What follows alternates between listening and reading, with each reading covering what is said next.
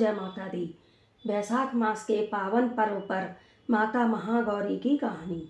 भक्तों, नवरात्रों में माता को प्रथम शैलपुत्री, दूसरी ब्रह्मचारिणी, तीसरी चंद्रघंटा, चौथी कूष्मांडा, पांचवी स्कंद माता, छठी कात्यायनी, सातवीं कालरात्रि, आठवीं महागौरी, नवीं सिद्धदात्री आदि नामों से माता का पूजन किया जाता है। भक्तों, दुर्गा अष्टमी को माता महागौरी की पूजा की जाती है। यह दुर्गा अष्टमी किसी भी महीने की शुक्ल पक्ष की अष्टमी को कहते हैं। माता महागौरी का पूजन करने से पूर्व जन्म के संचित पाप नष्ट होकर भक्तों को दिव्य अनुभूतियों की प्राप्ति होकर सभी कष्ट नष्ट हो जाते हैं।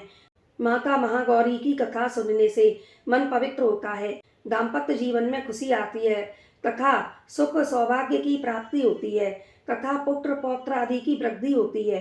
माता महागौरी की कहानी इस प्रकार है। देवी पार्वती जी ने पूर्व जन्म में राजा दक्ष की पुत्री सती के रूप में राजा दक्ष के घर जन्म लिया था। राजा के द्वारा भगवान शिव का अपमान करने पर देवी सती ने हवन कुंड में योगाग्नि द्वारा अपने शरीर को भस्म कर दिया था। फिर माता सती ने पर्वतराज हिमालय के घर जन्म लिया, तो वहां देवी का नाम पार्वती हुआ। देवी पार्वती ने भगवान शिव को पति के रूप में पाने के लिए कठोर तपस्या आरंभ की। माता पार्वती केवल फल फूल पत्ते इत्यादि खाकर तप करने लगीं। बाद में माता पार्वती ने कंद मूल फल पत्ते आदि भी त्याग दिए और वायु पीकर तप करने लगीं, जिससे इनका एक नाम अपर्णा हुआ। माता पार्वती की तपस्या से प्रसन्न होकर भगवान शिव प्रसन्न हुए और उन्होंने माता पार्वती से विवाह कर लिया।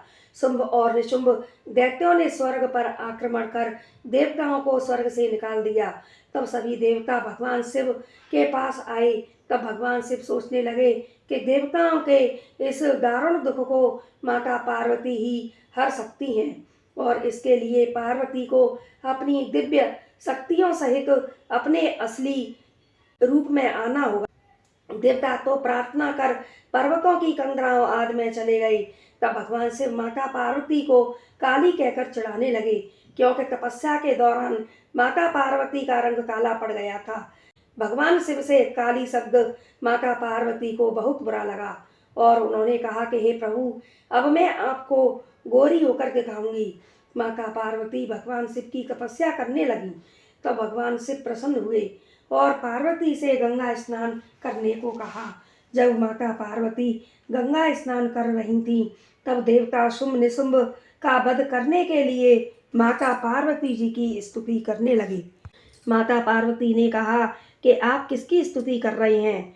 माता पार्वती के शरीर से प्रकट होकर शिवा देवी बोली कि शुंभ निशुंभ से पराजित होकर देवता मेरी ही स्तुति कर रहे हैं। माता पार्वती के शरीर से अंबिका का प्रादुर्भाव हुआ और वे संपूर्ण ब्रह्मांड में कौशिकी कही जाती हैं। कौशिकी देवी के प्रकट होने के बाद माता पार्वती का शरीर काले रंग का हो गया था, इसलिए हिमालय पर रहने वाली कालका देवी के नाम से प्रसिद्ध हुई।